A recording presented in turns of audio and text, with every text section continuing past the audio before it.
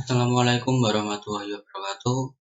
Perkenalkan, nama saya Robi Adriansyah, NIM 2018-53033, mata kuliah Audit Sistem Informasi kelas A.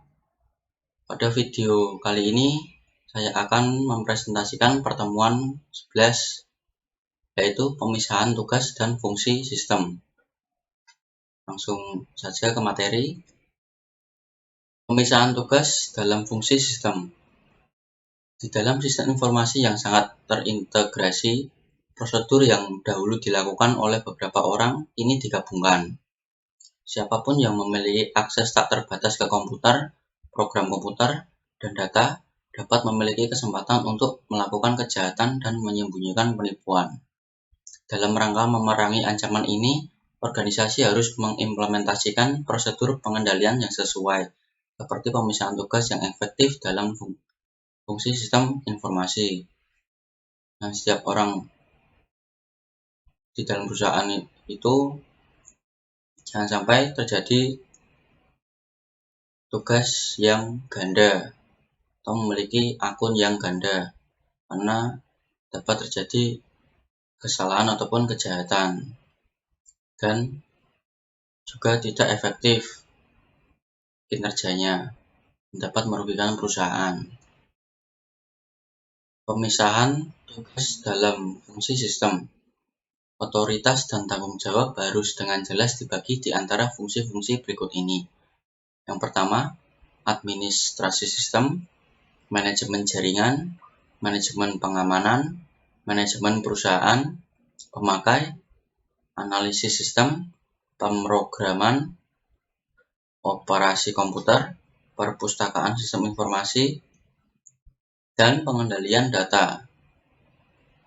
Nah, semuanya tersebut tidak boleh ada yang ganda, harus satu-satu, karena itu dapat terjadi kecurangan dan tidak efektif serta efisien. Pemisahan tugas dalam fungsi sistem merupakan hal yang penting untuk diketahui bahwa orang-orang yang melakukan fungsi-fungsi ini haruslah orang-orang yang berbeda. Mengizinkan seseorang untuk melakukan dua atau lebih pekerjaan akan menghadapkan perusahaan pada kemungkinan terjadinya penipuan. Nah, seperti tadi, terjadi penipuan ataupun kecurangan, serta kinerja yang tidak maksimal. Pengendalian atas akses secara fisik. Bagaimana keamanan akses secara fisik dapat dicapai? Tempatkan perlengkapan komputer di ruang terkunci dan batasi akses hanya untuk personil yang memiliki otoritas saja. Di sini hanya orang yang memiliki akun admin yang dapat mengaksesnya. Selanjutnya, memiliki hanya satu atau dua jalan masuk ke ruang komputer. Ruang tersebut hanya memiliki satu atau dua jalan keluar atau masuk untuk memudahkan pengecekan keamanan. Meminta ID pegawai yang sesuai. Hanya ID tertentu yang dapat mengakses sistem tersebut. Meminta pengunjung untuk menandatangani sebuah daftar tamu ketika mereka memasuki dan meninggalkan lokasi. Nah, jika ada pengunjung yang masuk ke dalam ruang server atau sistem tersebut, harus menandatangani daftar tamu yang masuk ataupun keluar, agar dapat mengecek keamanannya. Gunakan sistem alarm keamanan. Seperti jika terjadi kebakaran, maka alarmnya menyala, ataupun alarm gempa, alarm jika server terlalu panas, dan alarm jika komputer tidak dimatikan, maka dalam jangka waktu beberapa menit atau waktu yang sudah diatur, maka komputer itu dapat mati dengan sendirinya. Pengendalian atas akses secara fisik. Bagaimana keamanan akses secara fisik dapat dicapai? Batasi akses atas saluran telepon pribadi dan tidak terdeteksi, atau atas terminal dan PC yang tidak memiliki otorisasi. Pasang kunci ke PC dan peralatan komputer lainnya. Nah, PC yang khusus itu harus diberikan kunci agar tidak sembarang orang bisa mengaksesnya. Batasi akses ke program, data, dan perlengkapan offline. Nah, antar program ataupun data itu harus dibatasi. Tidak semua orang dapat mengaksesnya.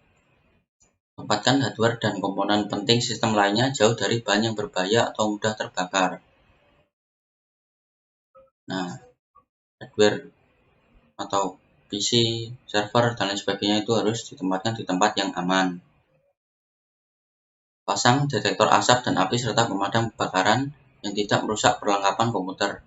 Nah, itu detektor asap dan api untuk mengecek terjadinya kebakaran serta alat pemadam api ringan yang tidak merusak perlengkapan komputer atau tidak terjadinya konsleting. Pengendalian atas akses secara logis.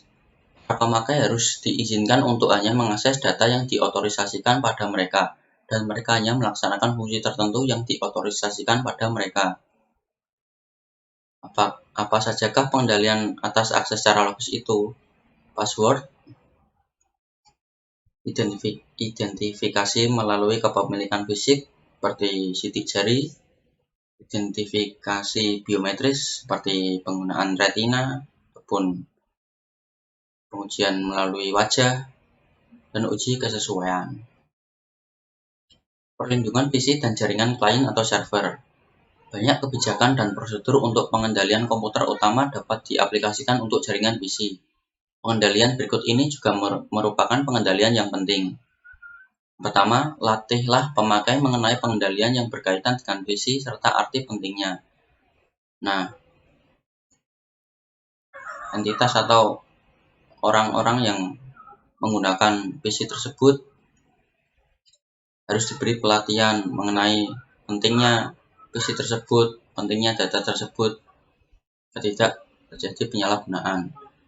Batasi akses dengan menggunakan kunci di PC dan apabila mungkin. Nah, PC yang khusus tersebut diberikan kunci dan hanya otoritas tertentu yang dapat mengaksesnya. Buatlah kebijakan dan prosedur atau SOP.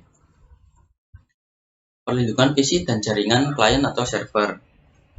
PC yang mudah dibawa tidak boleh disimpan di dalam mobil. Nah, agar tidak terjadi pencurian ataupun kebocoran data perusahaan. Simpanlah data yang sensitif dalam lingkungan yang seaman mungkin. Nah, data tersebut disimpan dalam hard disk dan disimpan di tempat yang seaman mungkin. Install software yang secara otomatis akan mematikan terminal atau komputer yang termasuk dalam jaringan setelah tidak digunakan dalam waktu yang telah ditentukan. Nah, jika komputer atau PC tersebut tidak dimatikan selama beberapa menit, PC tersebut dapat mati dengan sendirinya. Buatlah cadangan hard drive secara teratur. Nah, ini ada di dalam backup. Jika hard drive yang satu rusak, hard drive yang lainnya masih dapat digunakan. Enkripsi atau lindungi file dengan password. Nah, file tersebut harus dienkripsi atau diberikan dengan password agar tidak mudah diakses. Buatlah dinding pelindung jika sistem operasi atau dipasang firewall ataupun antivirus. Memastikan bahwa PC harus diboot dalam sistem pengamanan. Gunakan pengendalian password berlapis untuk membatasi akses pegawai ke data yang tidak sesuai.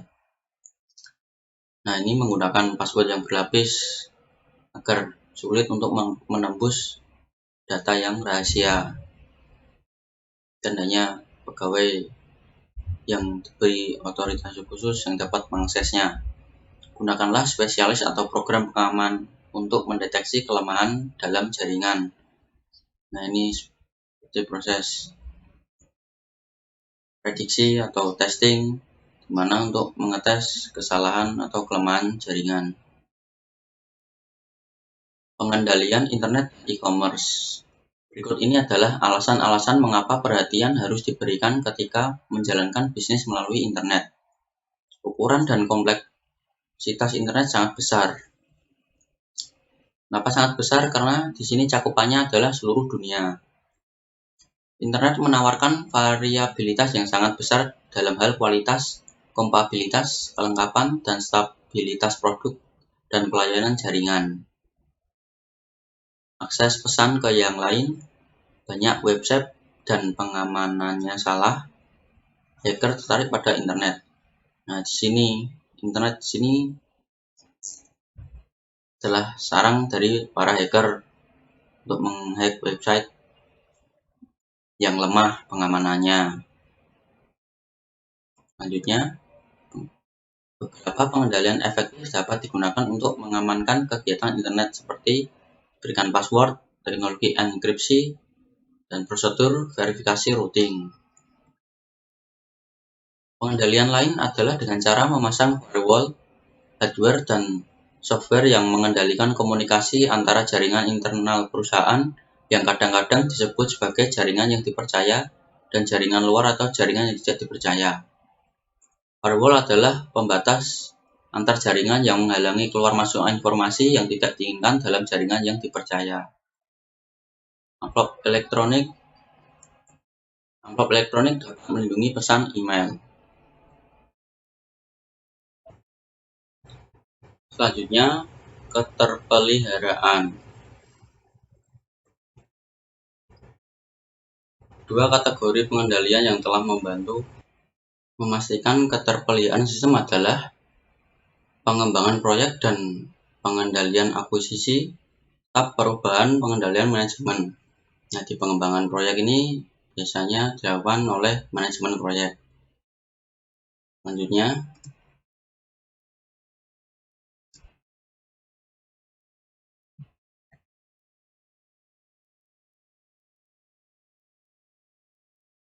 pengembangan proyek dan pengendalian akuisisi. Pengembangan proyek dan pengendalian akuisisi mencakup elemen utama berikut ini. Yang pertama, rencana utama strategis, pengendalian proyek, jadwal pemrosesan data, pengukuran kinerja sistem, peninjauan pasca implementasi. Perubahan pengendalian manajemen. Perubahan pengendalian manajemen mencakup hal berikut ini. Yang pertama, peninjauan secara berkala terhadap semua sistem untuk mengetahui perubahan yang dibutuhkan. Semua permintaan diserahkan dalam format yang baku. Pencatatan dan peninjauan permintaan perubahan dan penambahan sistem dari pemakai yang diotorisasi. Penilaian dampak perubahan yang diinginkan terhadap tujuan, kebijakan, dan standar keandalan sistem. Pengkategorian dan penyusunan semua perubahan dengan menggunakan prioritas yang ditetapkan.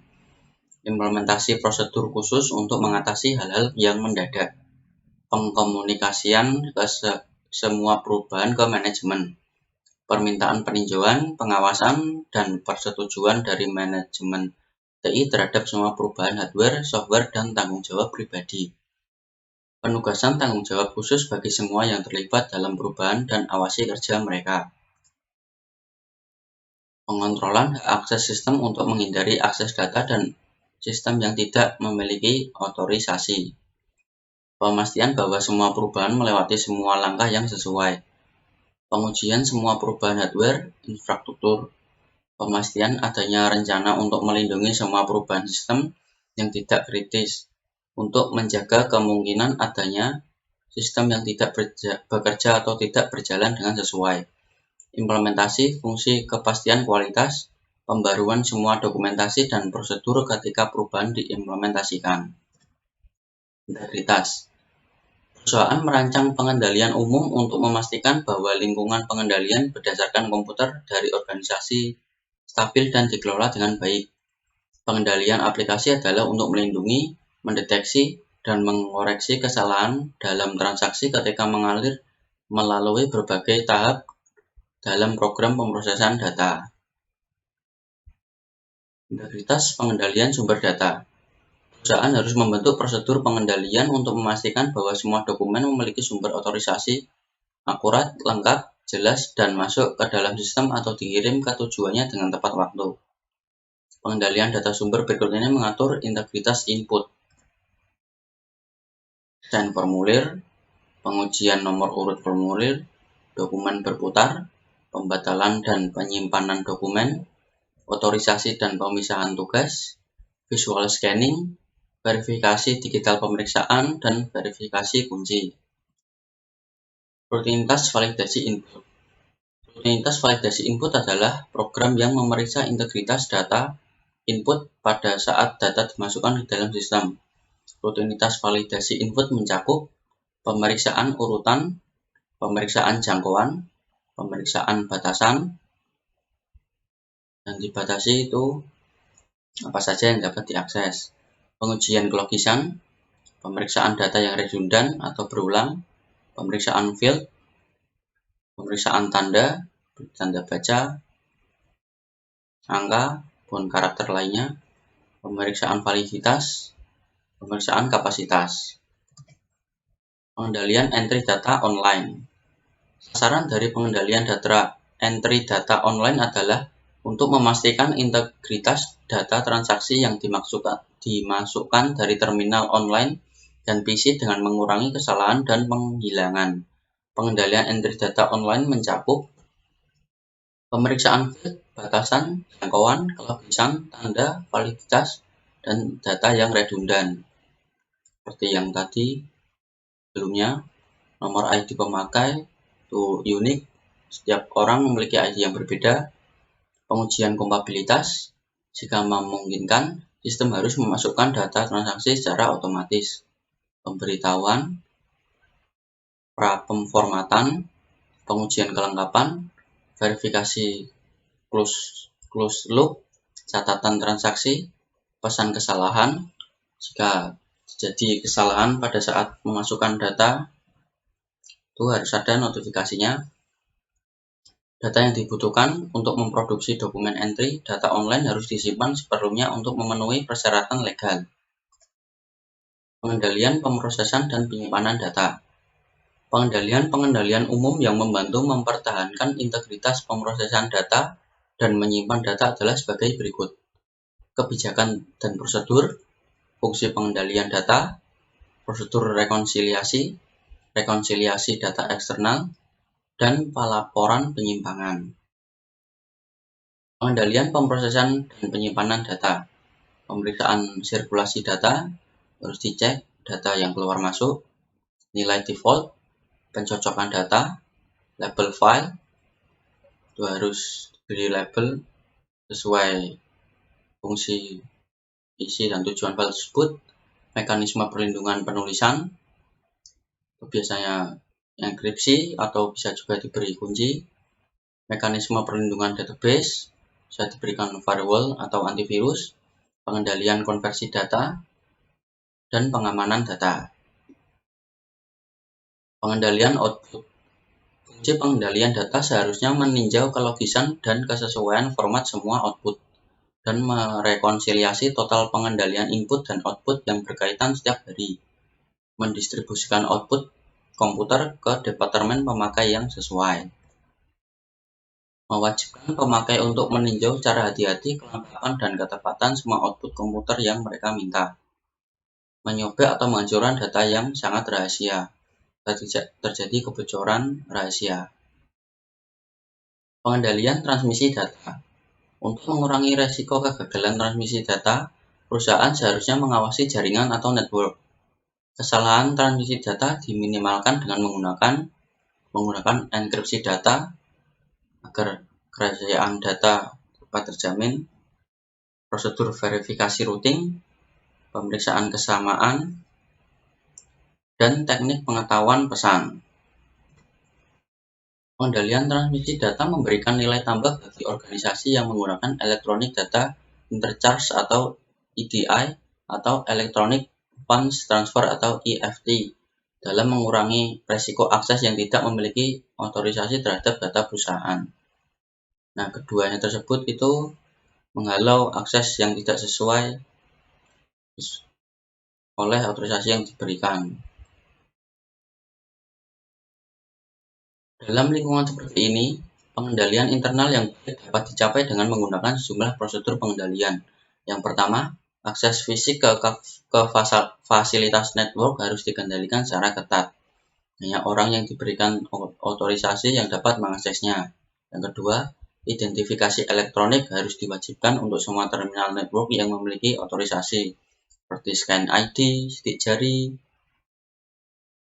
retina, maupun pengenalan wajah. Yang ketiga, prosedur pengendalian akses logis yang ketat merupakan hal yang penting, dengan password dan nomor telepon penghubung diubah secara berkala. Melakukan update untuk password dan nomor telepon secara berkala agar tidak diserang atau terjadi kebocoran akun. Selanjutnya, enkripsi harus digunakan untuk mengamankan data yang disimpan serta data yang dikirim. Nah, data yang masuk itu harus dienkripsikan agar tidak semua orang dapat melihat data tersebut. Jika data tersebut ingin dibuka, maka data tersebut harus melewati dekripsi untuk mengembalikan data yang tidak dapat terbaca tersebut diubah menjadi data yang dapat terbaca. Yang kelima, rincian semua transaksi harus dicatat dan ditinjau ulang secara berkala untuk mengetahui jika ada transaksi yang tidak valid. Atau bisa juga dilakukan audit keuangan. Sekian presentasi dari saya. Apabila ada kesalahan, mohon dimaafkan. Wassalamualaikum warahmatullahi wabarakatuh.